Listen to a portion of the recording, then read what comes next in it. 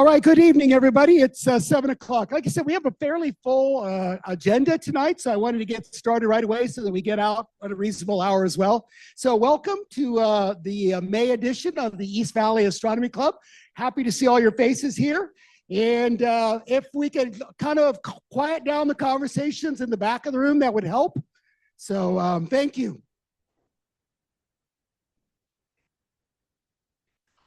All right, for tonight, let's go ahead and start this session going here. So first of all, as you've always seen me do every month, for those in the room, welcome. For those that are joining us via Zoom tonight, also welcome. We thank you for being with us here tonight. And as always, I say this every month, we hope you enjoy yourselves tonight. We hope you learn something interesting tonight. We hope you make a new friend tonight, and we certainly hope you reconnect with old friends as well. So thank you for being here. Once again, if you haven't already silenced your cell phone, please do so now and put it on vibrate, everybody. Nice little reminder for y'all. And also, do we have any visitors here tonight that are willing to say they're a visitor and raise their hand and introduce themselves? All right, we got some things. Can you do the mics for the visitors? All right, there's the first one. So anyway, you can kind of see what we're interested there up on the board. So, hi, my name is John Jansen. I took James Yoder's class this last time and really enjoyed it, and got out to pick a post a few times, and may have met some of you. But thanks. I'm really looking forward to this. Welcome. We had a couple over here. Hi there, my name is Tricia True. I'm a native Phoenician. I used to belong to the Sun City West Astronomy Club, and I heard about this club years ago. I love space. The first thing my father said to me about space is he took me in the backyard and said, look up in the heavens, and he said, there's Sputnik. And that was the beginning of my career with astronomy, and I love it. Okay. Thank you. Yeah, one right there. Hi, my name's Kevin. I'm a retired professional photographer. I have a little experience photographing the skies, but would like to learn a lot more. Thank you. All right. Anybody else? I saw 3 hands initially, but anybody more? I don't want to miss anybody. If you'd like to introduce yourself. All right, perfect. Well, welcome to our new visitors. We hope you enjoy your evening tonight. All right, my name's Steve Bradshaw, by the way. Most of you know me, but the visitors don't, so I'll give you my name. It is Steve, so welcome. Tonight's agenda, we'll have our normal 5 minutes of general announcements that we always do.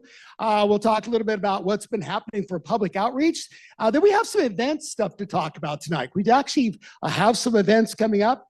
And then we have some, it's not on the agenda, but I do need to talk to you a little bit about some finance decisions that were made this week by the board. So we'll talk about that for just a moment. And then we actually have a couple of member presentations. One of them is mine. So I'll be up there talking about a trip I just took fairly recently to the Kennedy Space Center. Took a lot of pictures and stuff there. We also have Tom Mozdzen also giving us a member presentation tonight. Tom is right here, of course, with the headphones on. And he's going to talk about, as you can see, how to turn a go-to or a push scope into more of a go-to scope that's guided electronically. Then we'll take our short break, and then we have a speaker tonight, Tyler Karasinski. I get that right? Yeah. Okay. Okay, Karasinski. Okay, and he's out here at ASU, and he's going to be talking to us, and you can see the title right there. So that's our agenda for tonight. So for general announcements, as you saw a couple of months ago, I shortened these up a bit now, but this is a new slide. I mention this about once a quarter or so. These are all the people that work sort of behind the scenes to make all this happen. So as it says there, as you can see on the title, it takes a village to run a club. So we have a lot of people listed up there. Some of these people might spend an hour a month helping out behind the scenes. Some of these people spend many hours a month helping out behind the scenes. But I did want to introduce one tonight. Notice that one gentleman up there has his name in red. That's Tom Jacobs, and he has taken over as our new property manager for James Yoder. James Yoder has been our property manager for a little over 3 years, I think. And Tom's taking over. Tom, I saw you earlier. Where are you at here? Tom's right there. There's our new property manager. Thank you, Tom. And he actually had to work today.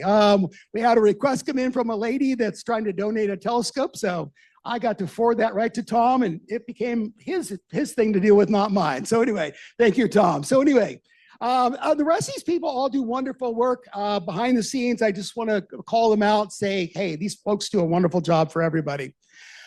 If you are a joiner, be sure to join the club if you'd like to. We have several new members in here. I've actually met tonight even.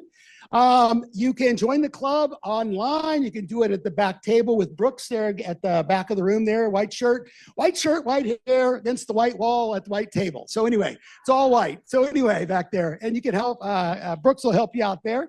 If you'd like to know what's happening here, there's at least 4 different ways you can know. So if you would like to automatically receive EVAC information, you can go out to our website and use the subscribe link and sign up for our mailing list. Once again, we do not give that list out to anybody, so you don't get spammed or anything like that.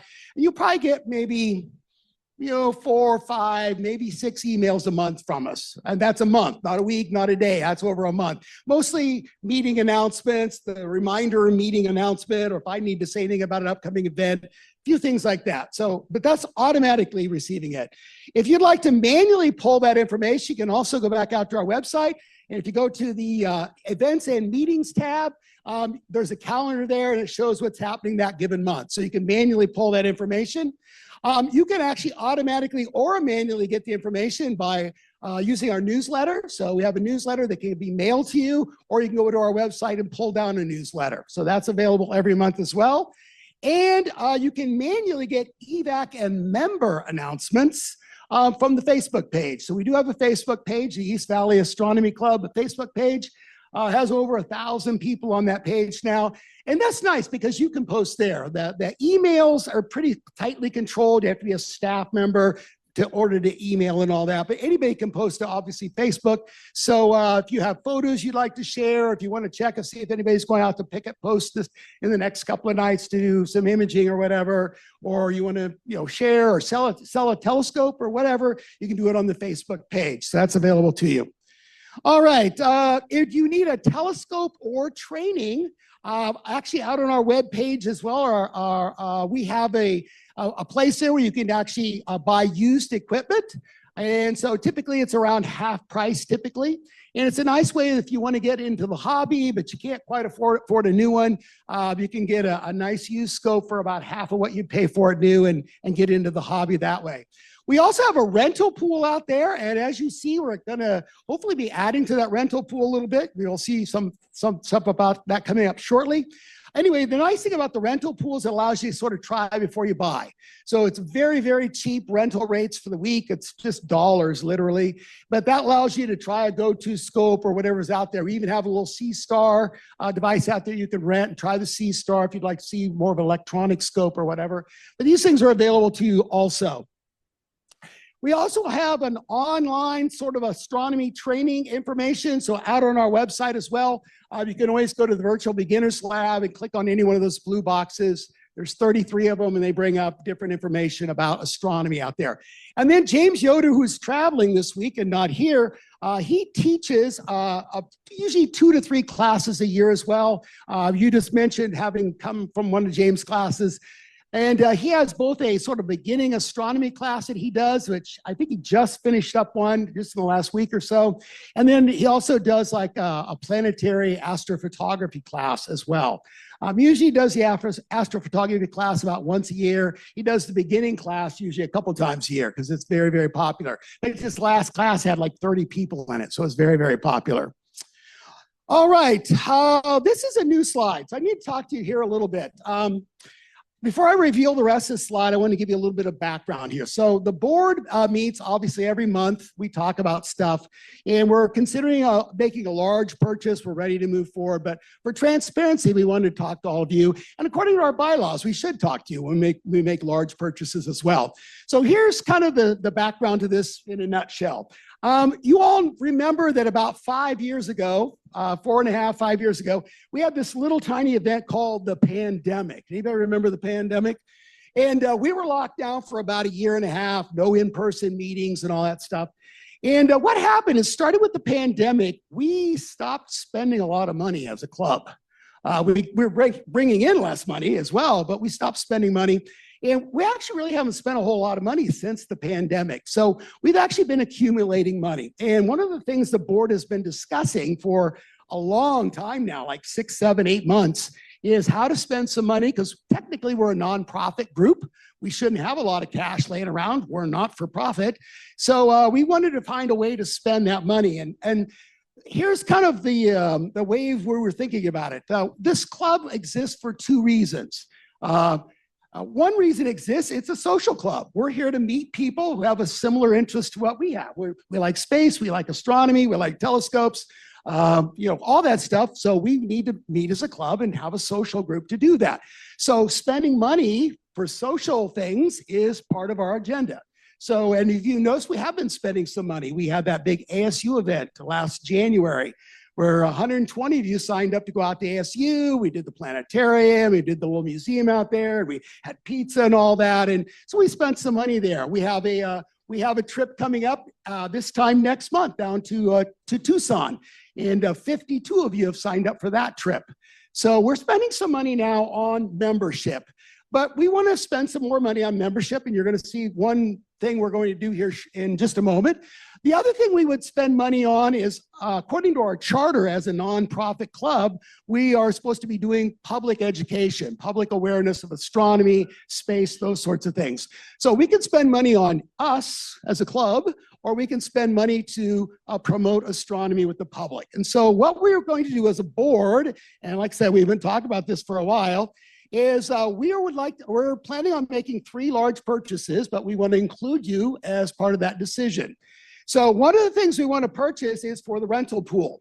So a lot of you probably have noticed the telescope sitting over there against the wall there. And it's a telescope, and it's got an auto guider on it, and a Wi-Fi connection, and a camera, and all sorts of things, and lots of wires and cables and all sorts of stuff. That rig costs over $5,000 to buy that astrophotography rig. So this one here is the Celeston Origin. Notice it's all in one. You have one little wire hanging down, that's it. And it's an astrophotography rig. And so what we would like to do is purchase that and add it to the rental pool for all of you. I mean, literally, it's like a $25 a week rental. It's pretty inexpensive. So if you have a laptop and you want to download the free astrophotography software that's out there, you could rent that for like $25 for the week, or $50 for 2 weeks or whatever, and actually try out astrophotography without having to go out and buy a $5,000 unit to see if you like it or not. So that's one of the things we'd like to purchase for the club. The other thing we'd like to purchase is for outreach. And so it's actually 2 purchases. One's another telescope. So Tom works at ASU, and they actually have a unistellar EV scope that's available to him. So we tested this at the Second Friday Star Party at Greco last weekend, and it was very popular. People love looking through that EV scope. And what it does is, since it's an electronic scope, it gives us the ability to see things that we can't see visually so much anymore. As all of us who have telescopes here know, around the Gilbert area, we have a lot of light pollution now, and it washes out nebulas, it washes out globular clusters and things like that. So the EV scope helps bring those things in a little bit better. And so we'd like to purchase an EV scope for public outreach. Now, we would take this to Second Friday Star Parties. We would take it, well, actually, we'd probably take it out to the All AZ. We'll take it out to schools, HOAs, science centers, community centers, all that stuff. And like I said, we tried it out. It's very, very popular with the public. So we'd like to add it to the club as a club device just for public star parties. The other thing is, and this is not our booth, that's just a little placeholder. We've also been testing a booth at some of the more recent star parties, where we actually set up a table and we put stuff, activities for kids, information on the booth, different things like that. And that has turned out to be way more successful than any of us expected. We were at a school last month, and I think more kids were at the table than were at the telescopes. They loved it. Or the last star party we did was over here in Gilbert at Cooley Station over there, one of the neighborhoods over there. And I looked at one point, and there were like 5 people out in the field where the telescopes are, looking at the telescopes. And Brooks was manning the table, kind of a booth thing. And I realized he had like 15, maybe 20 people around his table. So I had 5 people at telescopes, everybody around the booth. So we've decided after all testing this for several months, we'd like to buy a booth as well. The booth is expensive because it's lots of little things, little activities and whatnot, and a moon globe and an orrery showing the movement of the planets and all that stuff. You add it all up, it's a little pricey. It's like $18K for all 3 of these things. So now, how does that affect us as a club? Almost not at all. Like I said, we haven't spent much money for almost 5 years now. So we have actually accumulated almost too much money. And so spending $18K on this would not affect the All AZ party. It wouldn't affect anything we do as a club. It would just burn down some of the cash we didn't spend for a few years. So this is what we would like to do as a club. I'm going to sort of put it as sort of a visual vote here in just a moment. If you're okay with the board's decision to buy these things for not only membership privileges, but also for public outreach, could you just raise your hand so I can see if you're okay with it? Looks like most everybody. So I think we're good to go. Thank you very, very much. 2 hands doesn't count, Alice. You can't use 2 hands. You only get 1 vote. Unless you're talking for Gordon, which is maybe that's what you're doing. You're talking for Gordon. So anyway, well, thank you very much. We will go ahead and pursue this now. And thank you for this. Online agrees as well. Okay, thank you to the folks on Zoom. So anyway, all right. So that was a little bit of business there we got through. Our charter, Alice, as she runs up here now, is she's going to go through her slides on public outreach. And her section of this is going to get really short starting next month. There's not a lot of public outreach. It's hot out there. So anyway. Thank you, Steve. As you said, my name's Alice Kloeb, and I am the event coordinator for EVAC, which basically means I take care of public outreach. So what is public outreach? Well, number one, I'm going to say this, first of all. When I ask people to do a membership, go, hey, you guys love astronomy, why don't you come and join our club? The first or the second question they ask me is, well, why should I join your club? What do you guys do? Well, of course, I say, well, we have this wonderful opportunity. We actually have 2 opportunities in our club to give back to the community, to share your love of astronomy with somebody else and maybe set a spark to pass on that love. So the first way is literally right down the sidewalk to the east here, which is at Greco. Greco stands for Gilbert Rotary Centennial Observatory. And it is owned by the city of Gilbert, and EVAC here, we manage it and operate it. And we volunteer there every Friday, Saturday night from sundown until 9:30. So what happens when you volunteer there? Well, you can do one of 3 things. I like to say you can volunteer to learn how to operate the telescope. Or you could volunteer to stay at the door and greet guests. And we have a little clicker because we need to tell the city how many guests have showed up. Or what I love to do, and that is you can educate and entertain the guests while they wait in line. All right, you're like, well, I'm not an educator, I'm not an entertainer. Well, those are fancy words for just sharing your knowledge with the public. So I educate by going over proper telescope etiquette, which is your typical thing of no food or drink in the observatory, no flash photography, why we have red lights, just that general information, how to view through the eyepiece. And then also when I get done with all of that, if there's a long line, then I just share what I love about astronomy, which is the constellations and the mythology surrounding that. So I'll just tell the story, point out a constellation, or I might do some science. Oh, science. Well, what's science? The North Star. Hey, where's the North Star? Why is it important? What goes around it? So that kind of thing. So if that's kind of your jam, then you can contact Claude. There's his email, and let him know, hey, you're interested. If you're in person tonight, Gordon, he's sitting over in the corner. Raise your hand, Gordon. Gordon is the vice manager of Greco. You can ask him any questions at the break or after the meeting about volunteering out there. Now, my jam right here, giving back at public outreach. So what do you do for that? So schools typically reach out to us, schools, HOAs, libraries, community centers. and they want a public star party. And so I arranged that, but I need the most important part, which is volunteers, members, to come out with a telescope or without a telescope. And what do you do at these events? Well, if you have a telescope, you figure about you have 2 or 3 objects in the sky that night visible that you want to share with guests. And you just tell them facts about that object and educate them on it. Share your passion. Now, let's say you don't have a telescope. I'll take you as well. That is needed desperately because what do? Well, then you make sure the guests are all in line, make sure that the younger guests aren't running, and you make sure that our astronomers with telescopes are doing okay. And you might need to entertain the guests in line as well, depending on how long the line is. So that is what our volunteers do when you do public outreach. If you're interested in doing that, contact me or talk to me during the break here or after the meeting. You can also, and you absolutely must, sign up for the free list outreach because I do all of my communication with volunteers through an email. You will either get an email for reminding what's coming up in the next month, a reminder the day before of a star party, cancellations, changes, that sort of thing. So let me share with you our past outreach. So this was our last one at Pinal County, and it was at Peralta Regional Park. Pretty dark skies, considering.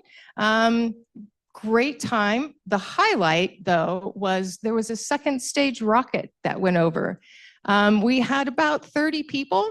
And it was pretty cool because they had great questions about that rocket that went over. They had great questions about light pollution.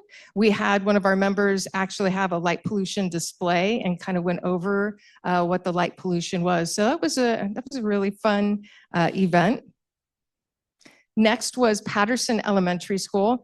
We had to reschedule this one because of weather, which, by the way, thank you so much for the astronomy table, because had we had the astronomy table, we would not have had to reschedule. We would have been able to keep that schedule and still inspire and educate kids.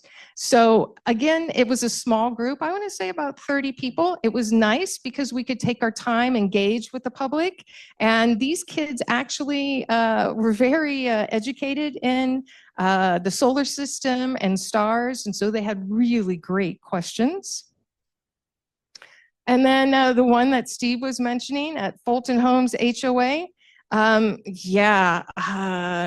you to Brooks. He mans our meteorite display. His display was more popular at this event than the telescopes were, honestly. There were probably about 15 people around his display at one time. So that was the hit there. And then this is my favorite picture. I think it captures us well. This was our second Friday Star Party. I was negligent in taking a picture because we were busy trying out the EV scope. We had a Montessori school that was there with about 30 people. So it was a pretty busy night for second Friday Star Party. But again, a great, great time. So before I go up to upcoming public star party events, I just want to say thank you to all of our volunteers, whether you volunteer at Greco or you volunteer for outreach. We would not be able to do it without you. You volunteer your time, which is, I think, the most important thing that you can give. So thank you so much for that. So upcoming star party events, like Steve said, it's getting hot, it's getting slow. We have the second Friday Star Party coming up June 13th, but also there's Apache Junction Star Party coming up on June 4th. And after that, it's just second Friday Star Parties until about, I am starting to book for September and October and November coming up. So that's the busy season. And then this is pretty cool. Upcoming library summer lectures. So there will be one Monday, June 16th, and another one Monday, June 21st. I'm excited about it because my partner Gordon is the one doing them, and they're here, they're free, always a good time. Gordon, how long do they last? About an hour?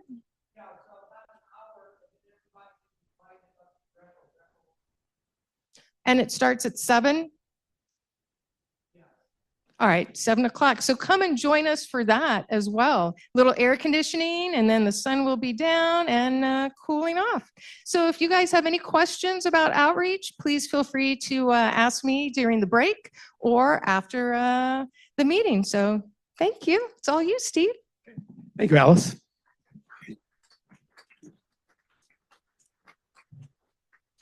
You know, I've been a member probably like 3.5 years, and I know Greco's been around about 2 decades. How come no one ever named the Greco telescope Roman? Because that'd be perfect, because we'd have the Greco-Roman telescope. Anyway, I like the Greco-Roman. So anyway, terrible dad joke. Anyhow, all right, group events, a little bit here. For those that purchased these early access tickets we got as a club for Neil deGrasse Tyson, that's coming up in just a couple of weeks. So as you can see there, Tuesday, June 3rd. So several of us are going, and should be a fun time. And 4 of you actually won tickets through a raffle that we did back several months ago. We raffled off early access tickets for this as well. And for those of us who purchased those early access tickets, be grateful, because if you go out and you look at the prices of those tickets now, they are steep. So anyway, I like my price I got for my ticket. So anyway, so that's coming up soon. We have 52 people signed up to go down to the Tucson event now. So the bus is pretty much full. We have a few people that haven't paid yet, so we may open up some seats to other people who didn't sign up already, or even non-members. We kind of reserve this for members first. And then if a few seats went unsold, we were going to open it up for non-members at that point. So it's about $40 a seat for the bus. Just to know what we're doing here money-wise, we have a copay. It's $40 for a seat on the bus. That gets you to the tours, that gets you bus, that gets you lunch and all that stuff. But still, the club is picking up about 3/5 of the price of this event. So the co-pays are about 2/5 of the price, 3/5 we're actually picking it up through the club. So this is another way we're trying to burn down some of that money that we accumulated by spending it on us and things that we can do for us. It's fun. Now, notice we're also having lunch in Tucson before we come back. I'm actually pretty excited about this because I've been talking to different restaurants down there, and standard fare, a sandwich shop, a Mexican shop, an Italian shop.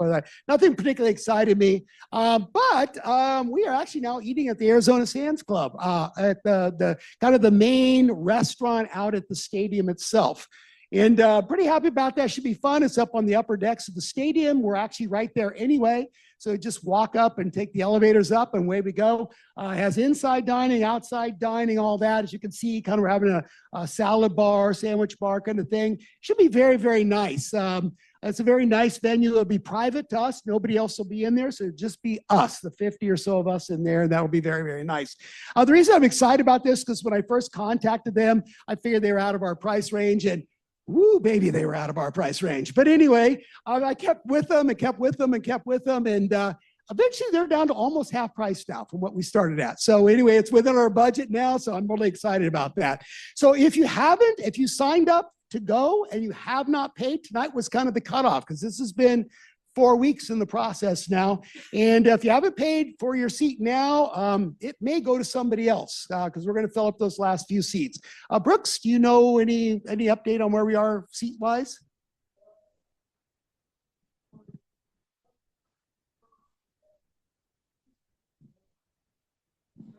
So for the planetarium, we have 3 unclaimed seats, and for the mirror lab and all that?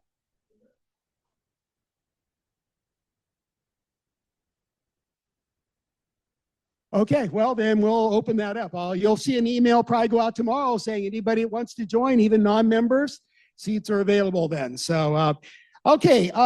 And if you want to bring a +1, you can, but you got to buy 2 seats then, essentially, because you're using up 2 seats. So you'll probably see some email for those that have signed up for the email account tomorrow morning. Member presentations. Let's see, who's first? Oh, me. I think I'll just stand here. So anyway, a couple of months ago, I actually got a chance to go down to Florida and tour the Kennedy Space Center. I hadn't been there since 2004, so it had changed greatly in 25 years, or 20 years at least. So anyway, this is just a little bit about that really quickly. So anyway, what I did on my vacation, I went there. And I also went kind of down there, but that was for a whole different hobby. So anyway, and both hobbies are a lot of fun though. Anyway, when you go to the Kennedy Space Center, if you've never been before, when you first walk in the gate, after you've paid your price, you are greeted by what's called the Rocket Garden, and there's the Rocket Garden there. There's a few other rockets off on the left there that I couldn't get in because I couldn't step back far enough. But anyway, most of those are either cargo rockets or manned rockets at various times. But I'm going to focus in on a few of the manned ones specifically. So for those that are older and kind of lived this back in the 60s and 70s, this will be a trip down memory lane. For the younger ones that weren't alive during this time, it'll be a history lesson for you. So either way, so one of the things they have down there is they have a couple of the rockets from the Mercury era. So for those that remember and those that maybe weren't alive back in those days, the Mercury capsule was a one-man capsule just to kind of figure out if we could get there or not. And so the first one was the one on the left. It was the Mercury capsule mated to the Redstone rocket. There's a Redstone rocket right there. And it was only capable of suborbital flights kind of up and down because it wasn't a very powerful rocket. And they set it up mostly because we were embarrassed because the Russians were beating us to everything in those days. And so we got a suborbital flight. The goals were getting to space and how not to die when you get there. So that was kind of the goals for it, pretty simple. And Alan Shepard, of course, was the first one there. Then they mated the Mercury capsule to a more powerful rocket called the Atlas. So it became the Mercury Atlas.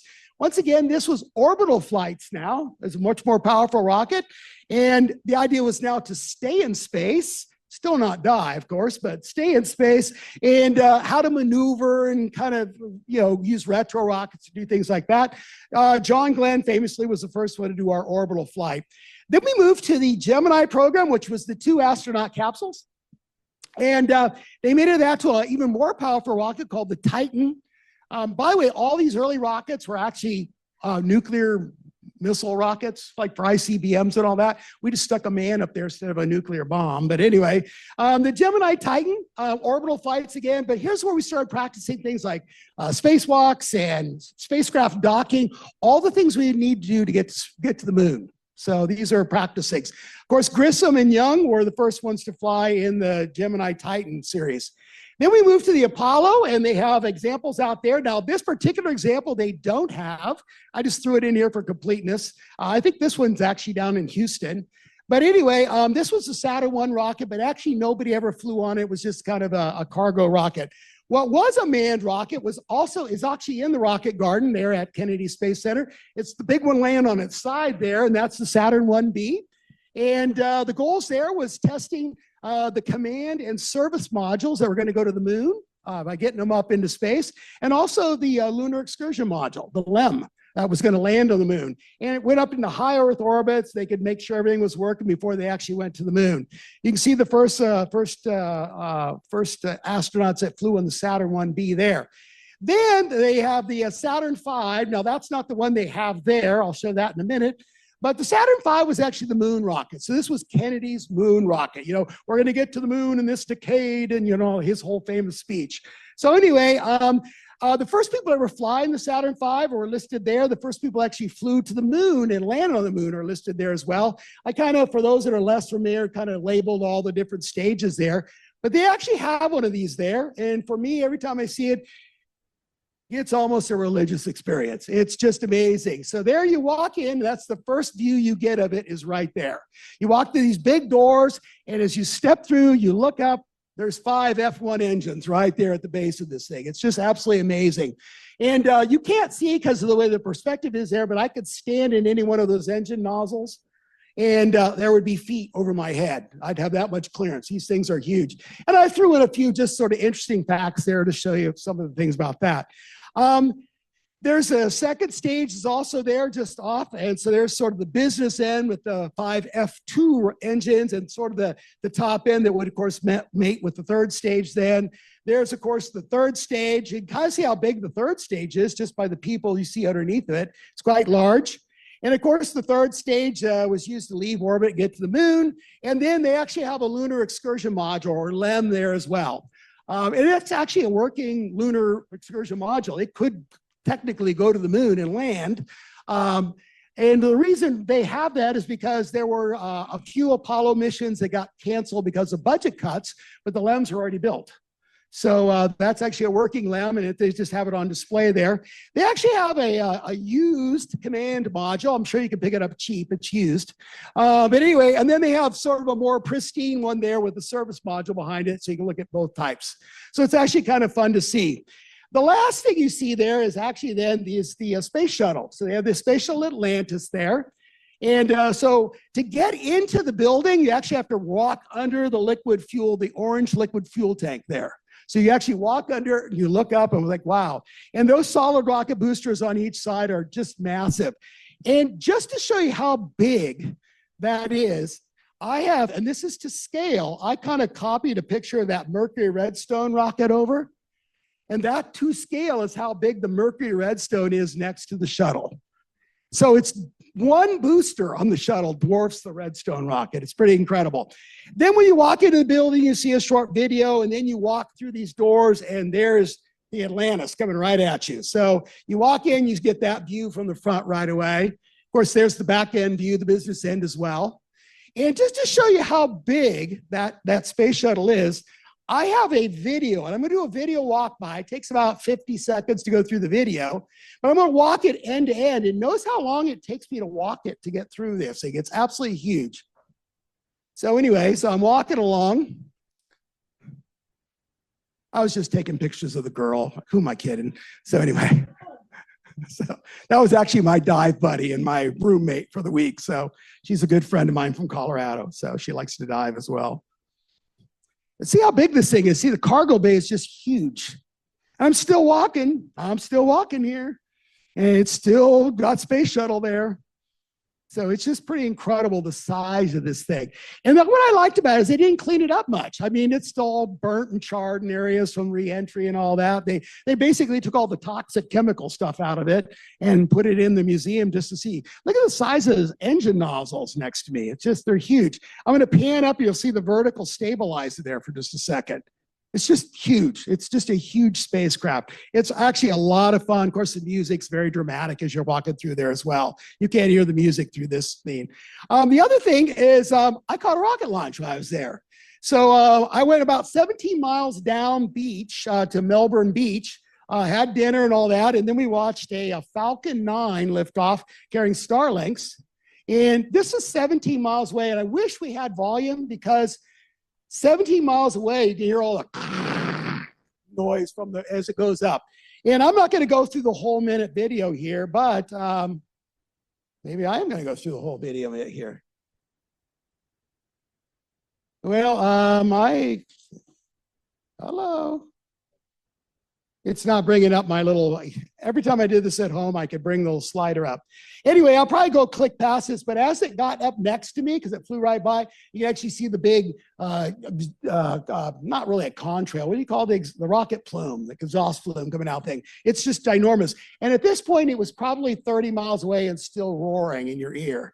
That could drown out the water lapping from the waves right below me. It's just incredible. So anyway, now the last thing I actually saw, and you have to swear you won't tell anybody about this, but they were actually building 2 launch sites when we toured the facility. One was for the SLS, the Space Launch System, which was the rocket that going to take the Artemis capsule back to the moon, which we don't have to worry about now because the current administration has now canceled the SLS. It's not flying anymore. But they're actually building a second launch pad, which was really interesting. They asked us not to take pictures, but of course, you know, you're going to take pictures. And it's to test some new rocket technology, new propulsion system that should get us a lot further into space. It's actually really, really cool. And you swear you never saw this picture, but here's some new rocket technology. It's amazing, absolutely amazing. So anyway, okay. So with that, my vacation photos are over. You stand relieved, and.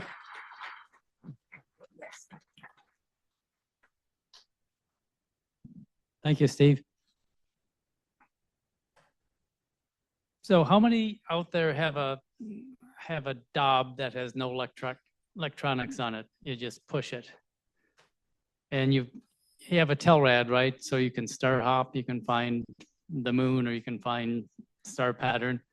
What would you think if you could give your push-to Dob a pair of eyes?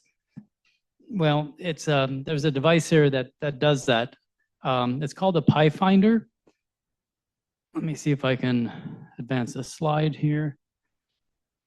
Yeah, PiFinder.io. So that's my 6-inch Dob with a PiFinder on it. You just put it on the little dovetail where maybe your 10x finder scope would go. So I have to tell a little story of how I got to have this demo unit to take around and show you. So I have a combination of being in the right place at the right time, and another one would be, it's offset by being in the wrong place at the wrong time. So the right place at the right time was that I was going to Australia for an Oz sky safari, which I found it on Facebook. They do this every year. And it's in Coonabarabran that they call themselves the astronomy capital of Australia. Whether or not that's true or not is up for debate. But anyway, another EVAC member that I know he's in New Mexico now, is not that active anymore. Anyway, he has a PiFinder and he's in touch with the developer. And they found out I'm going to Australia, and like, would I take a unit to the Oz Sky Safari so the guys can take it and use it? And he shipped one to Australia, and I took the other one to Australia. So so I was in the right place at the right time to get this PiFinder. Now, the time I went to Australia, we pretty much got completely clouded out. So you get some good luck, you get some bad luck. We did have 3 hours on the very last night. All the scopes were packed up, and after dinner, like, oh my God, the clouds cleared. So the guys scrambled and they pulled about 3 or 4 scopes out of their trucks, and we got to see some good stuff. But anyway, so back to the PiFinder. It's a built-in unit that has a camera on it. I don't know if the Zoom audience can see it or not, but this is where the camera goes, and you put it on your scope just like that, just like in the picture.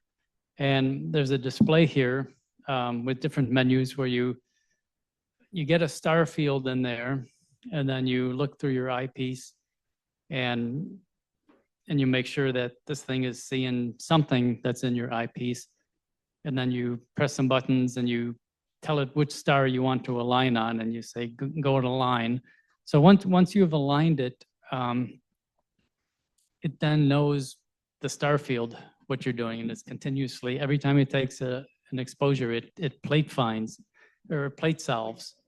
Yeah, and it also has an accelerometer. So when you push it, it has a rough idea of how far you're pushing it into the sky to help it plate solve a little bit faster.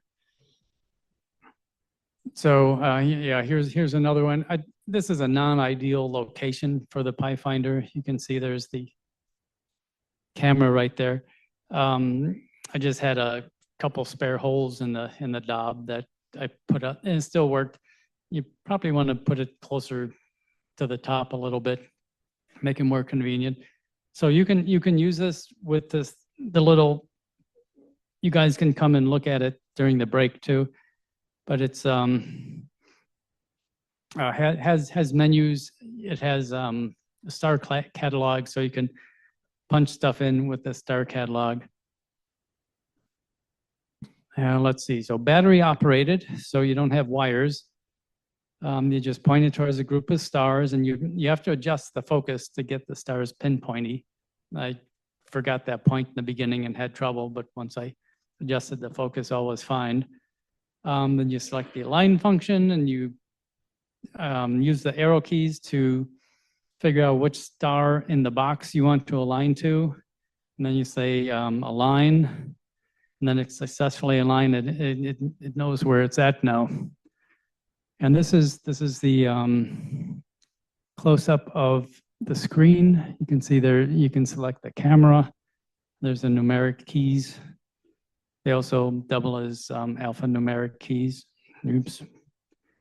And once you Well, there's an image of the, looks like Pisces there.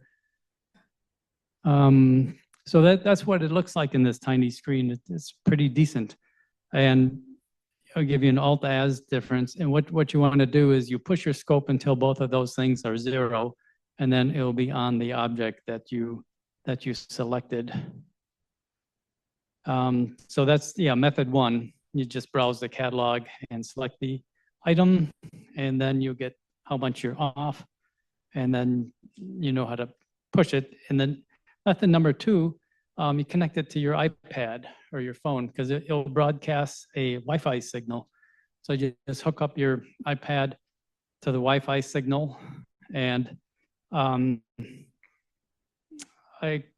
would run Starry Night, or no, what's the Sky Safari? That's it, the Apple app, Sky Safari.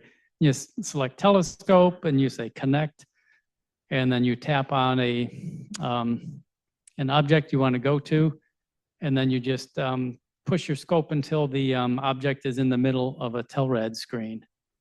So this is a view of my my iPad. So you can see down here it's a scope, and you just say connect, say tap on Mizar, and now all I have to do is push the scope until that Telrad circle is right on top of Mizar, and then Mizar is right in the eyepiece. So there's other YouTube videos going into more detail of, or pretty much the same detail, but maybe just a little bit more detail. This is on a website called Maximum Astronomy, and I think just maybe a month ago, he did a 20-minute YouTube video explaining all the different options you could have. Let's see, there's about $485 right now. I think the developer was invited to the meeting. I thought he might show up to answer questions live if you might have some, but I don't see him online right now. I think he was having trouble with some of the parts with the Chinese tariffs and stuff, but with the tariffs being a little bit better, he might have some in sale, in stock now, but he 3D prints the body of this and gets, there's a Raspberry Pi inside and a few circuit components. So, the camera does come from someplace in China. So, so yeah, if you're tired of, cricking your neck all evening, clicking through your Telrad and star hopping, this is perhaps something you might be interested in. So, I can take questions now or during the break if you want to come by and cycle through the catalog and the options. Any question? I think that's it. Oh, a couple. Oh, hang on a second. Oh, okay. Could you use it with an equatorial that doesn't have any, go-to features on it? In other words, could you use it, like say a reflector that's set up as a German? I'm pretty sure the answer is yes, because I think you tell it the mount type. Limited. You should be able to push that to where you're. Yeah. Just turn any telescope into a go-to almost. Right. Yeah, sort of like the Celestron Star Sense, except I think that uses your iPhone. And yeah, hi, Tom. I'm a little hoarse today. I have 2 Orion telescopes. One's a 6, one's a 10. And those require a 2-star alignment. Now, on this, does it only require a 1-star alignment? Yes, only 1-star alignment. Okay. Pretty much because it plate solves, the typical 2-star or 3-star alignment gets 2 or 3 stars, and then it does some equations. But this one gets the whole star field. So you can add extra stars to get a you can. I don't think it helps though, because every time you move it, it's continuously plate solving. Okay, and can it also have a function feature? Say like if you want to find an object, but all you know is right ascension and declination, Yes, you can enter those coordinates in and manually, and we'll find those. right. You can punch that in here, or if you have it hooked up to an iPad or an app on your phone that allows you to punch stuff in, it would do that as well. Now, are the Orion has its own set of quirkiness, okay? Yeah. And one of those things is it uses a magnetic encoder disc on the bottom board. The top board are Hall effect sensors. And then there's a hub that goes through the center of it and it separates the two. But that distance on the collar determines the separation, which determines the flux density. And that's highly variable depending on what tension you put on top of screwing that hub down.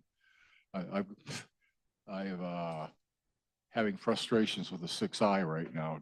Okay. And anyway, so I'm wondering, does the accelerometer have any kind of similar quirkiness due to mechanical tensioning?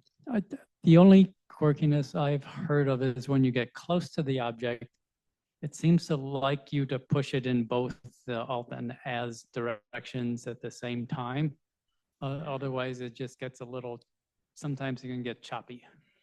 Now, the other thing that's quirky on the Orion is, you know, as it goes around, say, counterclockwise, it should decrement.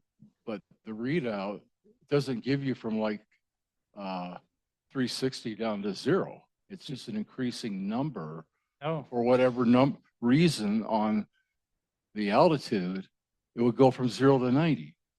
So I can't figure it out why they built it that way. But say on yours, does it actually give you a degree? No, rotation? it's just a delta, how far off you are from the object. Could be negative, could be positive. So it'd just be an increasing or decreasing number. Yeah, yeah. Any others? All right, thank you. Oh, question. All right, I can talk. Go ahead.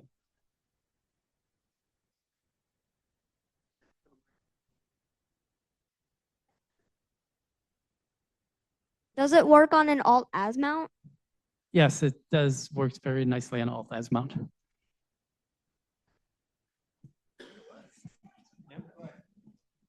All right, thank you, Tom. Our featured speaker tonight is an ASU astrophysics student currently working on the Near Earth Sensing Group. They call it NESSI, which I think is cute. So Tyler Karasinski is going to share some ongoing research and stuff about NESSI with us.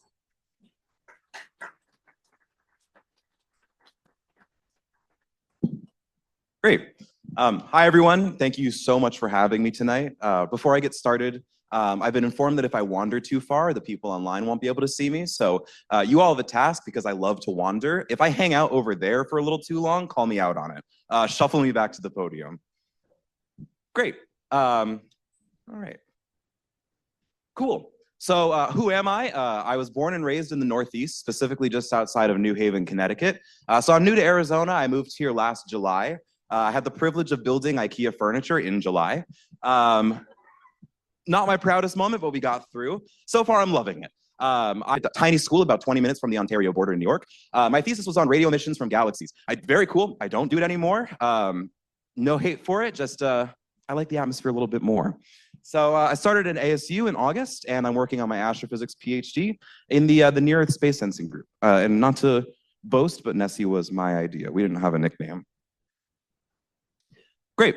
So just a little bit of a contents. We'll start out talking about heliophysics as a field in general. A decadal survey recently came out. Then we'll shift over to our group and kind of the research going on, particularly Gravity Wave Zoo, which is our citizen science project that we've been working with most recently, and some science and phenomena that we're identifying and analyzing in that project there.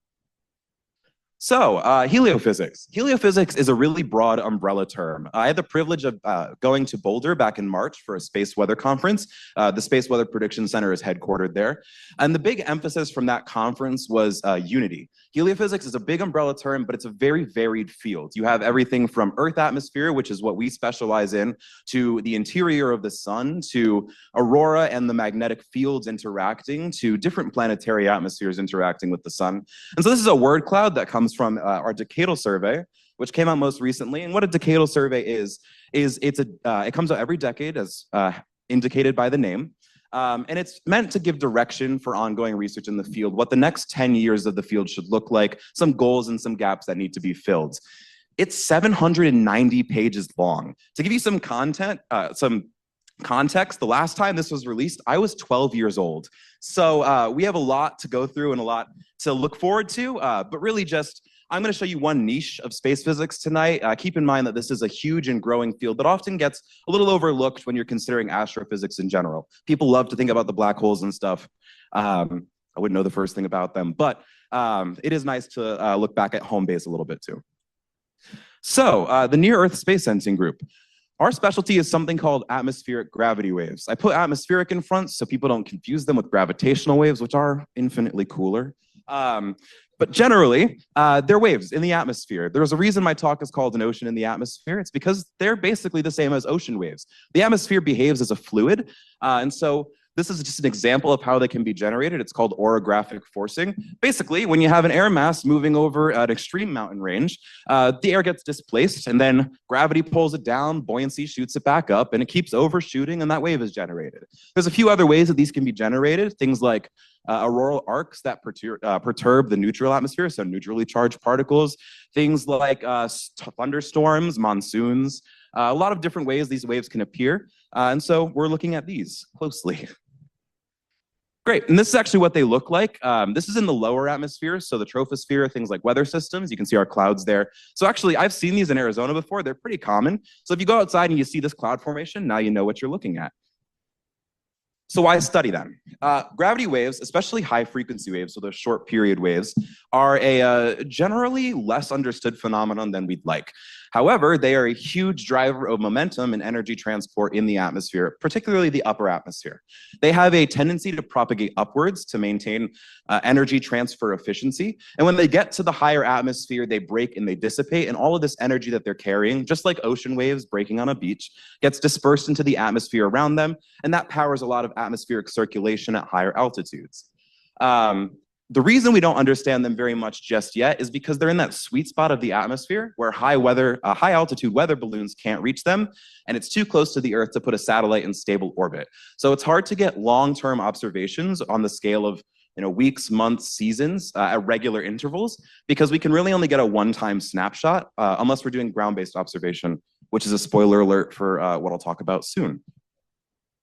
And they can also influence, I know I have that last bullet point there, they can also influence the mean flow, basically the background of what's happening in the atmosphere. So winds at these altitudes, turbulence, and this is particularly relevant for my next slide, which talks about space debris and satellites coming back into Earth. And this is a growing thing, especially as more and more things get put into space. There's a really fantastic GIF from the European Space Agency. This came out in 2019, and what it is it's showing you every known bit of space debris greater than 1 millimeter in orbit around Earth. It's a lot more than we would like to see. And the challenge is when you're putting things into space, we need to know how they're shifting, how they're changing, are they coming back to Earth? When they pass through this region of the atmosphere, which is high enough that a lot of these bits actually orbit within that piece of the atmosphere, how is the turbulence in that part of the world changing their trajectories? A great factoid my advisor likes to tout is that a lot of the times the International Space Station will have to make last-minute boosts with their engines to avoid colliding with a space debris object that we couldn't predict early enough in advance to think about ahead of time. So the more we understand the turbulence in this atmosphere, the trends, the waves, the instabilities, the better we can predict orbits of things like this, the better we can bring satellites back to Earth safely, and the better we can kind of model this part of the atmosphere and the circulation going on there. So who is the Near Earth Space Sensing Group? You can see my beautiful face up there, but I work with 3 other students in our group. We have Jessica, who works with instabilities and dissipation specifically, Latoya, who's working with thunderstorm and ground weather generation of gravity waves, and Sophie, who is our instrumentation specialist, all led by our fearless leader, Dr. Katrina Bossert. You can see her there with our imager, which is our main instrument of research. I'll talk more about what that's doing in just a second. But that's our main go-to. It's located in Fairbanks, Alaska, which is super cool. It means I get to go to Alaska every now and again. So expanding the atmosphere. What are we doing? How are we researching this part of the atmosphere? How are we observing it? We're using something called air glow. What air glow is it's a faint glow that's pretty persistent around the Earth. And it comes from a few different molecular energy level transitions. You can see a few in the visible spectrum here. You can see there's that sodium layer, which is yellow, and then green and red. This is an actual image taken from the International Space Station. And you can see what we commonly think of as aurora as well. This is during a time of a peak in geomagnetic activity. We're particularly looking at something called the hydroxyl bands. It's a molecule that irradiates in the near infrared, and it's at a very constrained altitude. It's at very specifically 86 kilometers, which allows us to kind of see these waves and perturbations at a very definite altitude rather than a range where we're kind of left guessing what's going on where. So what do these images look like? This is an actual figure made by Jessica and our group, showing the extent of our imager's range over the Alaskan frontier. We're using an all-sky imager, so it's a big fisheye lens, and it's imaging at the 86 kilometer level. It's trying to get those particle densities, those emission intensities, to figure out these gravity waves. It's kind of like, let me think of a good metaphor here. I got nothing, but basically, the emission is our way of rendering these phenomenon visible when they are otherwise invisible to the eye. Just like the way those clouds did in the ground levels, the troposphere, the emission intensity of this molecule is making these visible to us at a higher altitude.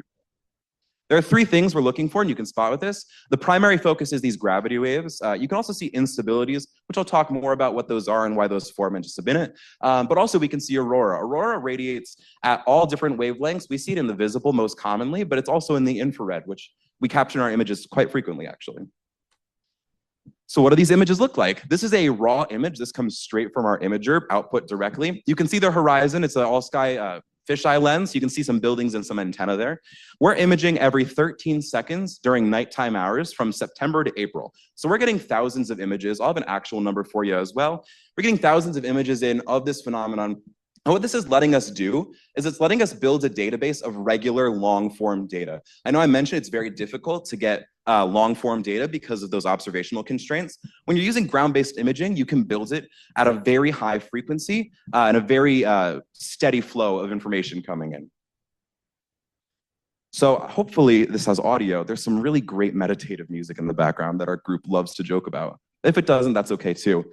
Nah, it doesn't. But this is an animation, essentially, of a lot of these images from one night from our imager, complete raw data. I'll talk about how we kind of process it and refine it a bit as well. You can see the subtitles here. I'll also talk through it.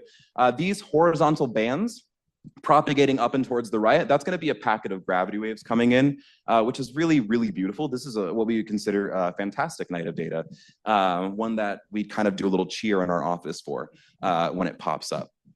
They don't often look like this. They can be very muddied, which is actually a big challenge with our project. What do you do when you have a very ambiguous night? There are nights where clouds come in. That's a huge issue as well. Clouds, weather, Fairbanks, snow. The moon can be a big hindrance as well, the moonlight and the refraction that you get in the lens there. Yeah, you can see some beautiful aurora coming in on the bottom there. This is sped up, so I'm not sure exactly what frame rate this is at, but typically this would move a lot slower. The videos that we actually put into our citizen science project, which I'll get into as well, they're taken at a frame rate of 10 images per second. Each image is about 13 seconds, translates to about 20 minutes per video that these volunteers are classifying. I'm not sure if I have a slider. I know that was an issue with, oh, I do have a slider.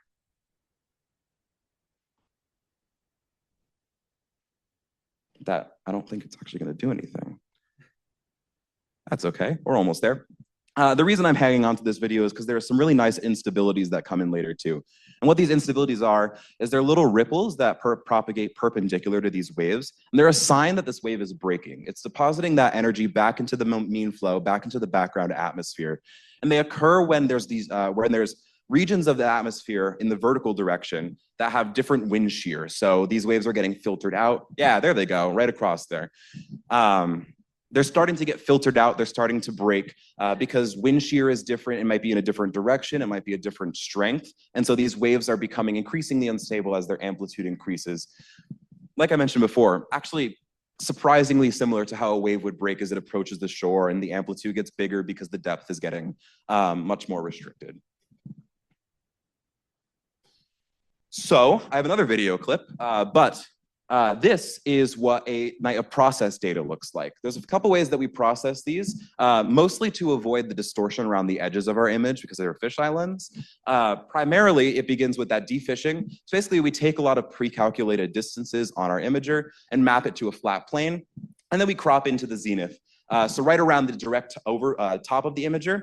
So what you're looking at here is about a 400 by 400 kilometer area of the night sky over Fairbanks. So still no joke in terms of size, although it's not as beautiful as that huge expanse of Alaska that I showed you a minute ago.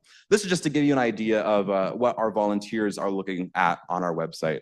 And actually, I do have a QR code later, and if I don't see at least one phone come out to sign up to classify, I'm not moving on to the next slide.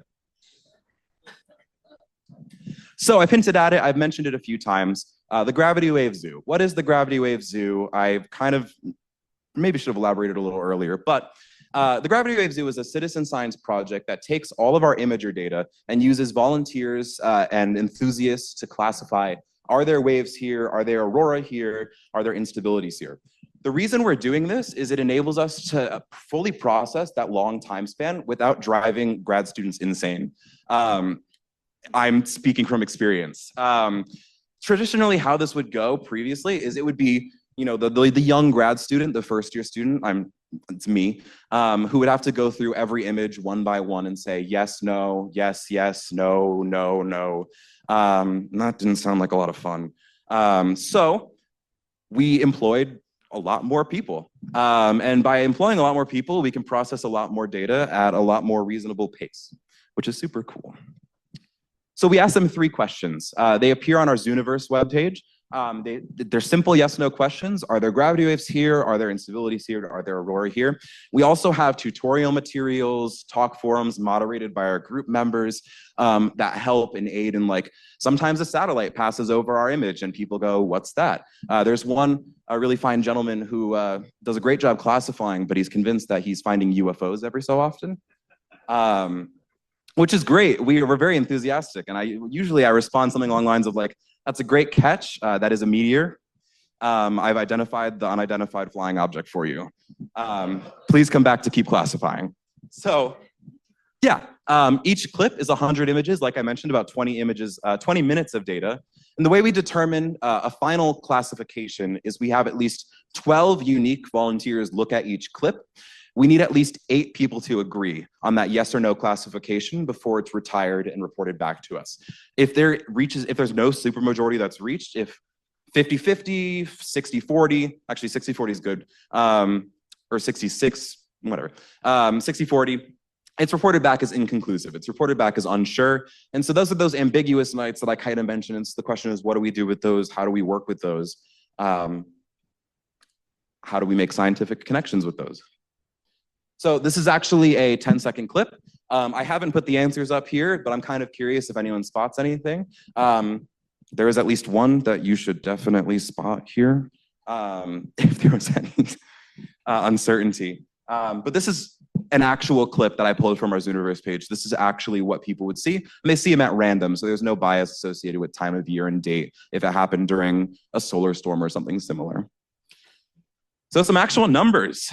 This project's been running for about 4 years now. I inherited it from Jessica Berkheimer, who's an amazing, amazing student. I believe she's in her 4th or 5th year now. Over 73,000 classifications have been made on our webpage, and this is focused on 6,300 subjects, each subject being one of those 10-second videos. So we've processed 630,000 plus images of the near infrared. This has happened over 4 seasons of observation, so we have data going back to 2021, starting in September of that year. And we've had over 2,500 people join our project. And actually, it's a really proud moment for me to see that 2,500 number, because almost all of our volunteers come back to the project at least twice and classify repeatedly. I believe our most active volunteer has made over 1,200 classifications themselves, which is amazing. And I need to write them an email really badly, actually. Here's that QR code. I don't know if I spotted a cell phone yet. There's one. Okay, we got one. Hey, we got 2. Amazing. Yeah, so this will take you to our Zooniverse page. We have subjects up there right now for you to classify. It doesn't take much. You just have to go to that page and there's all those questions there. More phones coming out. I love it. I love to see it. But yeah, I'll give you guys a second. For those of you who have just pulled your phones out of your pocket, better late than never. I love to see it. But yeah, there's subjects up there right now. You too can join that 2,500 number and make me a lot happier and make my boss a lot happier with me. Great. Okay, so if you haven't had a chance to scan it, find me afterwards. I will happily send you the link. So the question then becomes, this looks scary. Don't worry, it's not scary. I will talk through it. The question then becomes, how do you validate these responses? How do you make sure people aren't logging onto their website, our website, and clicking randomly and saying, yeah, nah, yeah, nah, yeah, nah, and actually not even looking at what's going on? So we did a little statistics work just to make sure at first that we're getting better than random engagement. What this calculation is, it's called a p-value. And basically that top part of that fraction is saying, actually, I jumped a step ahead. What I had to do was go through a month-long period and establish what's called a ground truth data set. Basically going through and taking my eye and saying, yes, I see it, no, I don't see it, yes, I see it, no, I don't see it. So I didn't completely get away from having to classify all those images one by one in the end anyways. This is then compared to the classifications we got back from our citizen scientists. And then we shuffle the citizen scientist set randomly to see if we ever beat the match rate that we first got back from those actual results. This is then divided by the total number of trials. We ran it for 100,000 trials, 100,000 shuffles, to get basically a percentage of how often those citizen scientists were beaten by a random choice. When I first saw this 0.0000 value, I was scared, because if anyone knows science, you know that 0.0000 is not a number you really want to see. It usually means something broke. I went back and double checked everything. It didn't break. So this was thrilling. For those of you who don't know, anything underneath a 0.05 for a p-value is basically saying you've beat random choice.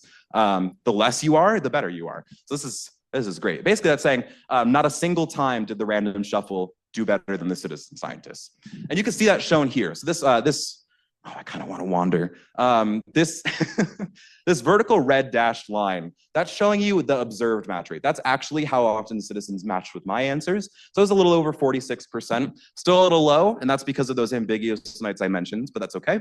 That Gaussian distribution of blue, that's the distribution of match rates from those random trials. So it's not even close for gravity waves, which is, you love to see. It means that they're actually putting in work and actually dedicating themselves to this science, which makes me feel really happy. Sorry? Oh, yeah, okay, perfect. That helps my wandering. We also ran this for Aurora, and Aurora had a similar result. So you can see this big gap here. Granted, there was a much less of a match rate with me, and that's just because we found that people really like to think they saw Aurora, because Aurora is really cool and in the media a lot lately. And that's okay. It still beat the random choice, so we were still happy with it. And you can see it's another value of 0.0000. Then we get to instabilities. Instabilities by far are the most difficult to classify. They're the most intricate. They're the smallest when they appear in our images. And they're a lot trickier to spot, which you guys might have caught in those videos a few minutes ago.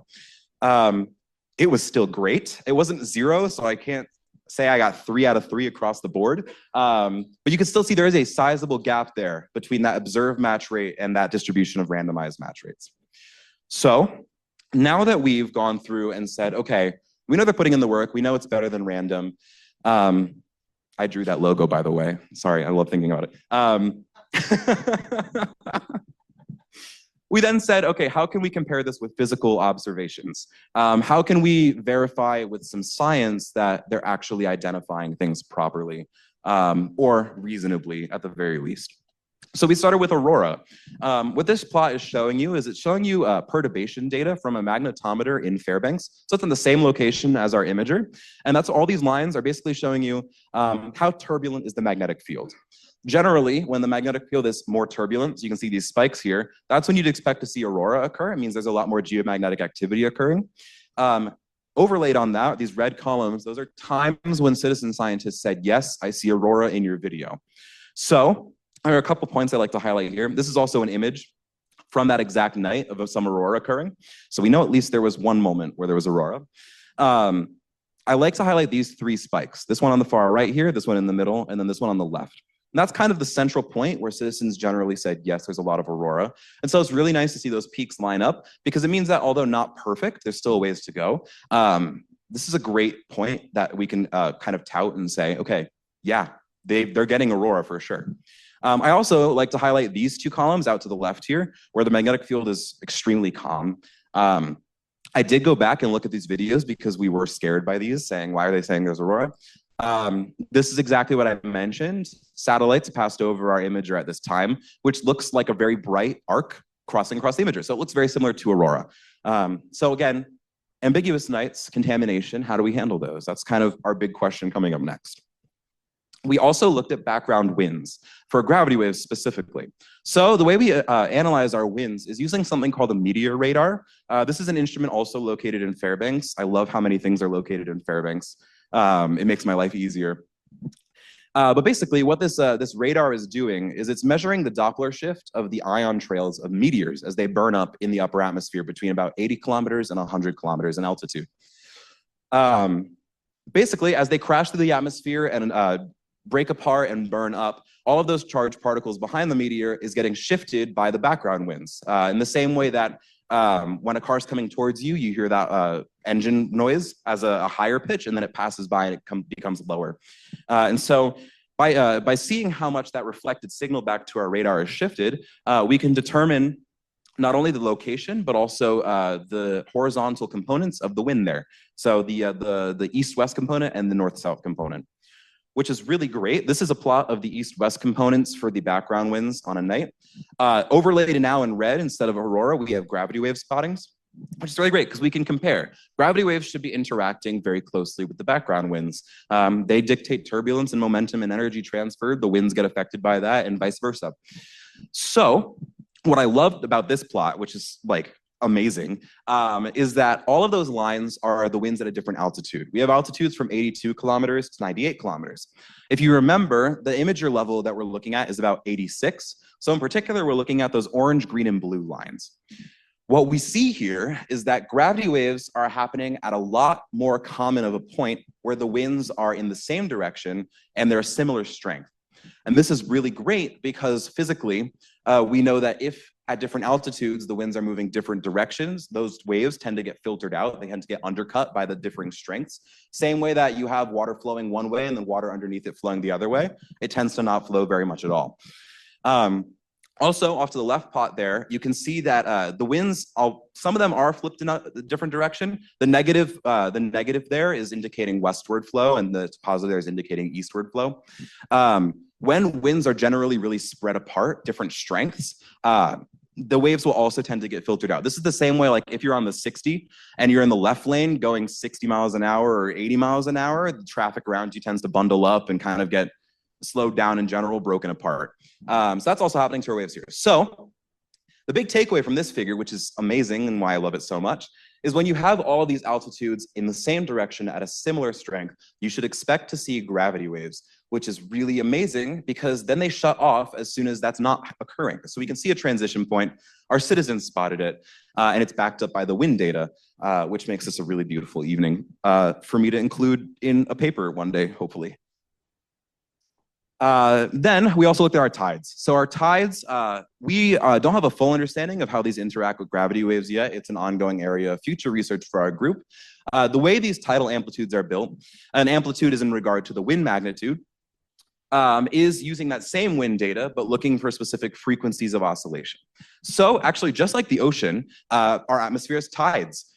These are generally controlled by the sun rather than the moon. And this is because of tidal heating going on in our upper atmosphere when we're in daylight and not when we're in night.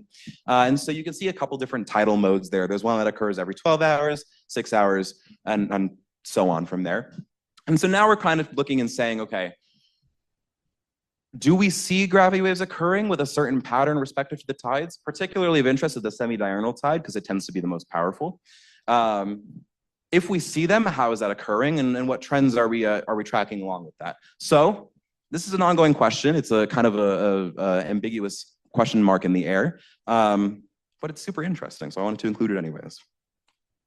And then just to start to wrap up, we have a few more slides to go. I get to work with pretty pictures every day, but not everybody gets to see those pretty pictures. So I brought up some particular nights, and I have you guys get to get involved, and you will be getting involved. But yeah, so these two images are taken from the same night. I have already pulled up the results from what our volunteers classified and said. And so from this is January 5th to the 6th, 2024. So let's start with image 1 on the left. I'll say by a show of hands. The one on the left there, does anyone see gravity waves? We got one person. 2 people? Sick. Okay. The one on the right, does anyone see any waves there, that dark light oscillation? Yeah. Yeah. So you guys said the same thing, which also feels great to me. Yeah. So people on the left said no. People on the right said yes, which is awesome. I would personally say that the one on the left is one of those ambiguous nights. I think you could definitely make an argument either way, but there's no denying that that one on the right is much clearer and much more beautiful to look at. So a figure that we like to generate for each of these nights to kind of do a quick analysis is called a keogram. What a keogram is it's taking a vertical slice of every image from that night, and then it smushes them all together into a consecutive flow. So it gives us a way of kind of looking at how the behavior of that imager is changing over the night. So, oh gosh, I have to come back to the arrow here. I almost wandered. What indicates to me that there's definitely some very high frequency waves occurring here is this very thin S-curve up and to the right. That's kind of prevalent throughout the entire night. I don't know if you can see that full well on the projector resolution, but I would probably say this is a night with some waves, but not too many. Definitely a bit vague, but still really cool to look at. And then these wider things here, like this section up here, down here, kind of arcing up to the left, those are likely longer period waves. So periods of gravity waves can range from I'll just say about 5 kilometers up to about 15 kilometers in wavelength. So they vary wildly. And periods can range from 10, 15 minutes all the way up to 7, 8, 9 hours. So it's a very varied phenomenon that we're seeing. So I got another one for you. Image on the left. Anyone see any waves? I would say that's a majority. How about on the right? Anything going on there? Yeah, about the same amount of hands, maybe a little less. So this is, again, one of those ambiguous moments. On the left, definitely. People, I want to say that the actual statistic for this was about 87 to 17% say yes, no.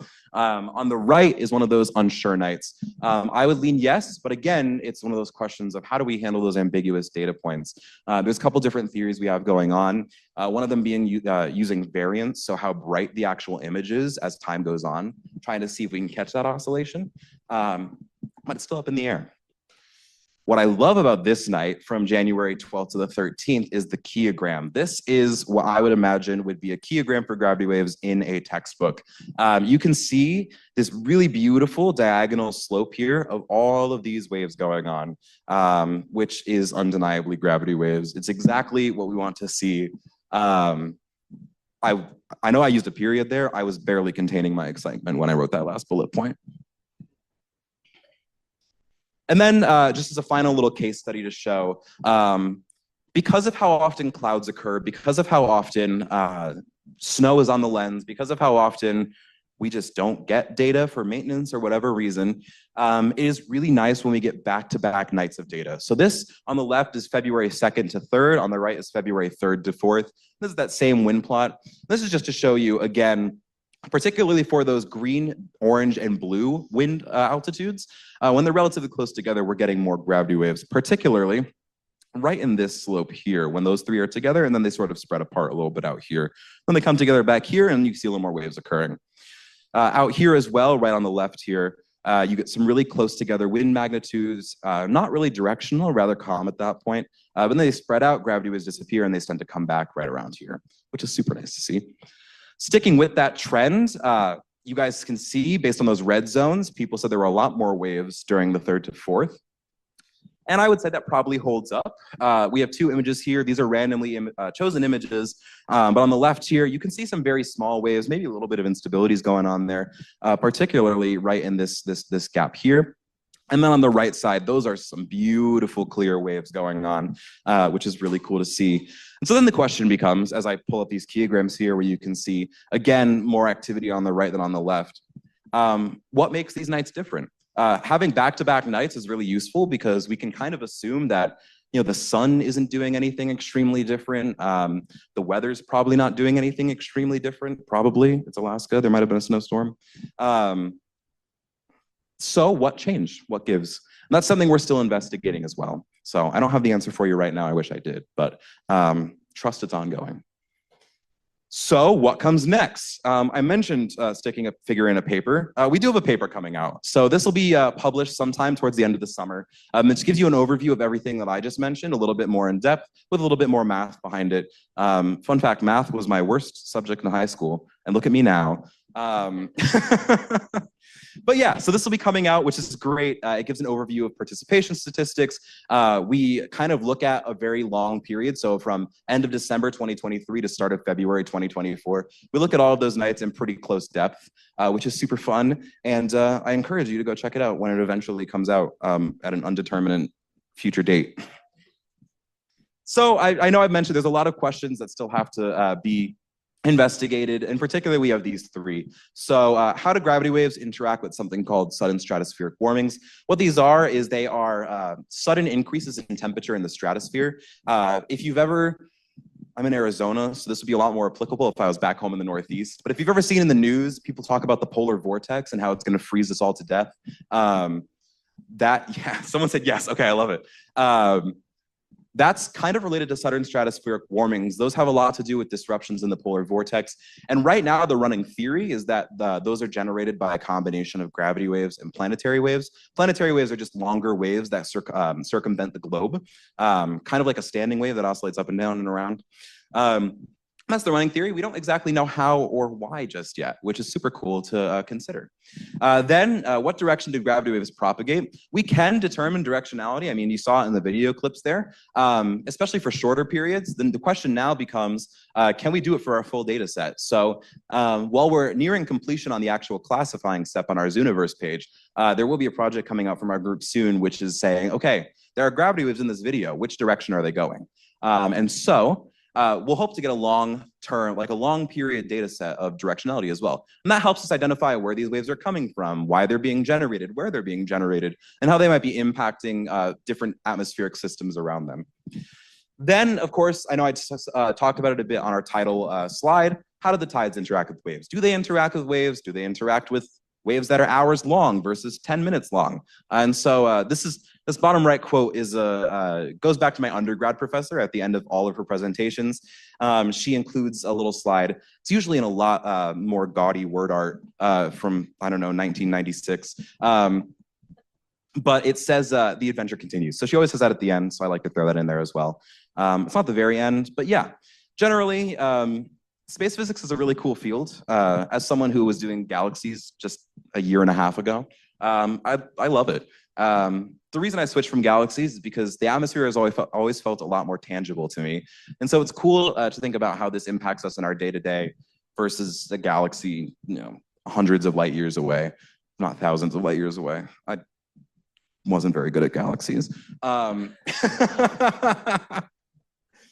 So the next time you go outside, the next time you're driving down the 60 and you get stuck behind someone driving a little too slow, or you look up at the clouds and you see these wave patterns appearing, now you know what you're looking at. So I'm sure that you probably have some questions. If you're anything like the Saguaro Astronomy Club, I'll do my best to answer them. It was great preparation for my qualifying exams. So I look forward to answering them next. And yeah, that's about it.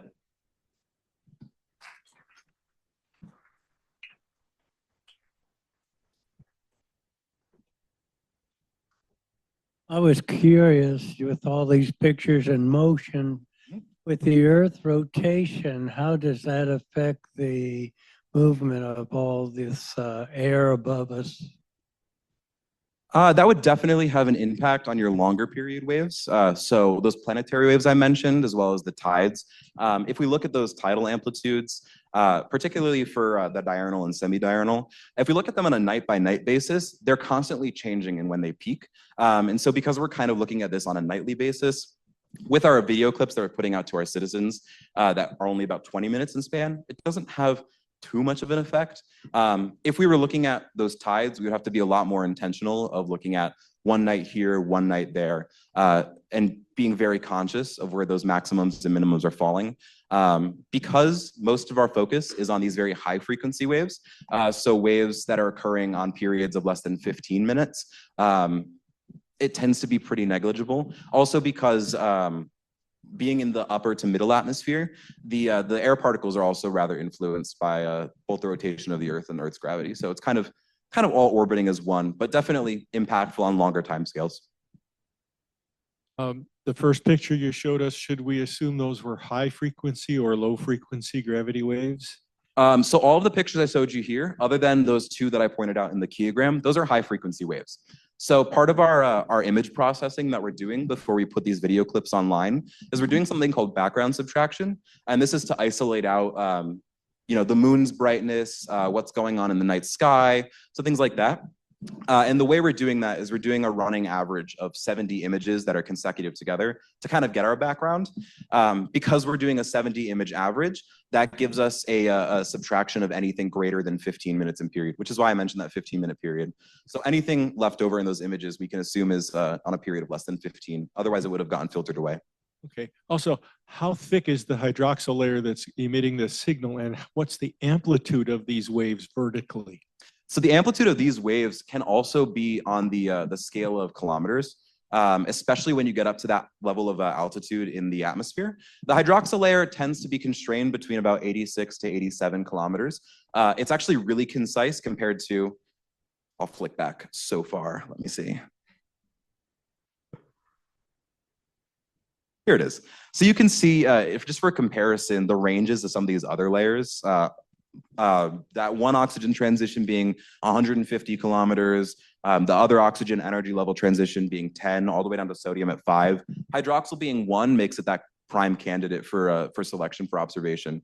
I also do want to mention the reason these waves tend to break and dissipate when they get to this level is that the density becomes so thin that they become extremely unstable. Their amplitude gets massively amplified. Basically, due to the density as a trade-off for energy efficiency. I'm wondering why you would do these observations in Alaska, where we have a lot of mountainous terrain, as opposed to, like, say, Mauna Kea, where you have a lot more laminar airflow. Yeah, that comes down to kind of what data we have and what data we don't. So because we're looking at such a local part of the atmosphere, we're kind of, like I mentioned, we're kind of constrained to the Alaskan frontier. That was intentional, both because my advisor has research connections in Alaska, but also because there is a whole network of these ground-based hydroxyl imagers around the globe, and they tend to be pretty concentrated around equatorial latitudes and lower latitudes. So to have this imager in a polar latitude, a high latitude environment, we can also make conclusions about the behavior at those more extremes as compared to equatorial behavior, which is actually, it's more different than you think.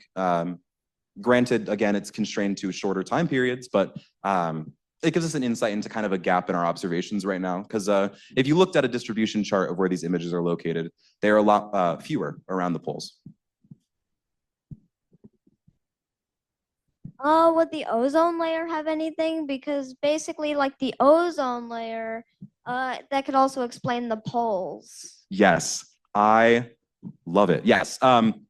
Hydroxyl is actually a result of ozone. So the way our molecule gets produced that we're looking at is ozone molecules, O3. They interact chemically with hydrogen atoms. And those chemical interactions produce our molecule, makes them vibrationally excited. And that's actually how our emission is being generated. That's a great question. Thank you.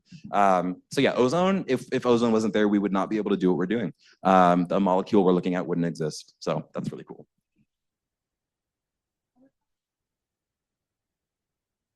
I think we have one.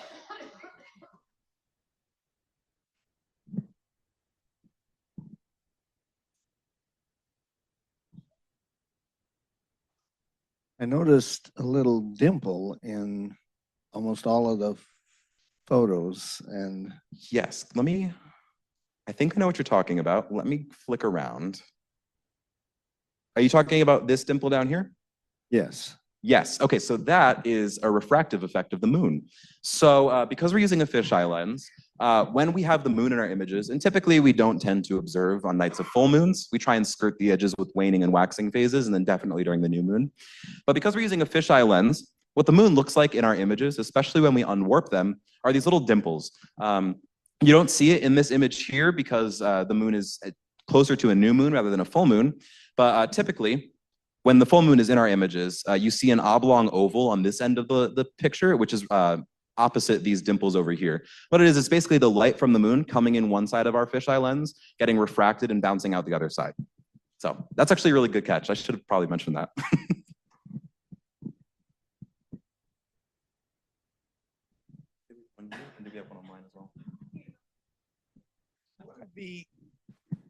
In the middle image, what are the things that look almost like craters? I almost sometimes look at this almost looks like Mars with some clouds over it, and you can see what looks like Craters. crater.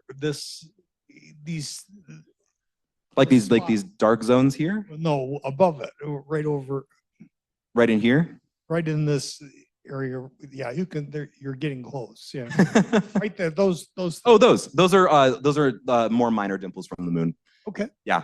The moon is a lot more of a problem than you'd expect, which is really funny actually, because just really quickly, I love this part of the atmosphere. It's super useful. Anyone looking past the atmosphere usually gets pretty mad about this part of the atmosphere because it tends to block a lot of their observations. I was in a class on radiative transfer, which is a thrilling topic, last semester. And I did a talk on my research, and then the next talk came up and was on galaxies, and he talked all about how my research gets in the way of his research. So I've got a question on terminology. Yeah. So the weathermen we hear about are called meteorologists, but they also, the general term refers to atmospheric. Mm-hmm. So it sounds like you're also a meteorologist, but you're focusing a little bit higher up. Yeah, this is a really funny point as well. If you ask, so when you're doing space physics, particularly with the Earth's atmosphere, if you ask a meteorologist what I'm doing, they would say it's outer space.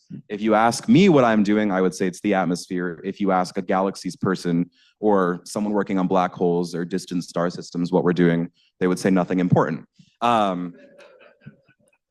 It comes down to what field you're coming from. I would call myself an atmospheric scientist.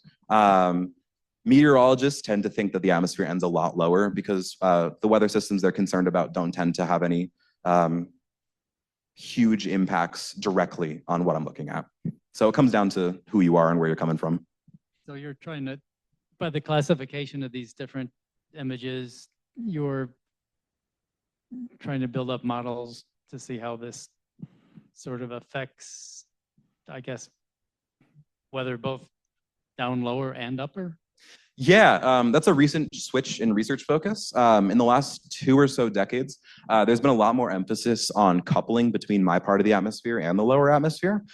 Before then, people thought they were really separate and really disconnected. People thought that the lower atmosphere, and like in the stratosphere and troposphere, and maybe a little bit of the mesosphere here, people thought those were dictated and controlled by weather systems and lower circulation, high pressure, low pressure systems. And then anything above that, people thought was dominated by solar rays, solar ionization, radiation dictating that circulation. In the last 2 decades, there's been a huge shift towards actually they're super connected and super dependent on each other. So yeah.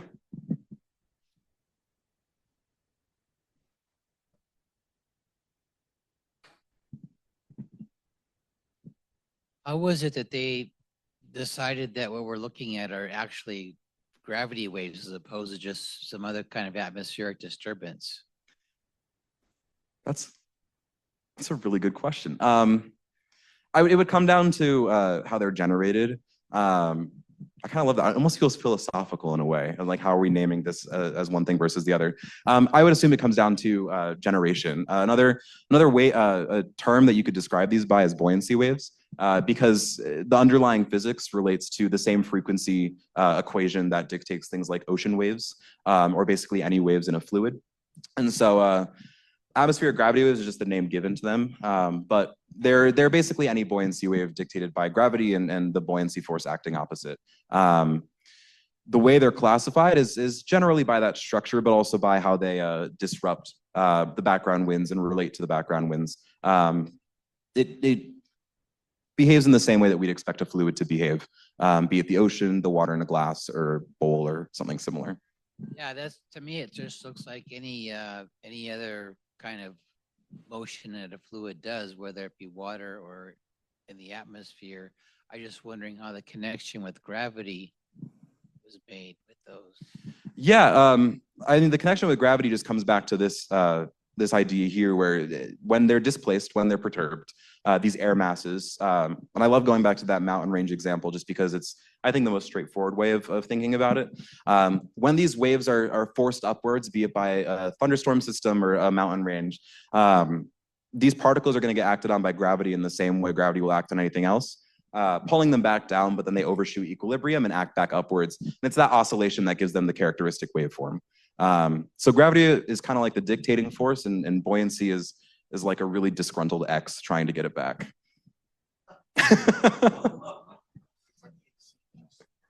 Yeah. Yeah. Cool. Thank you, everybody. I appreciate you having me here.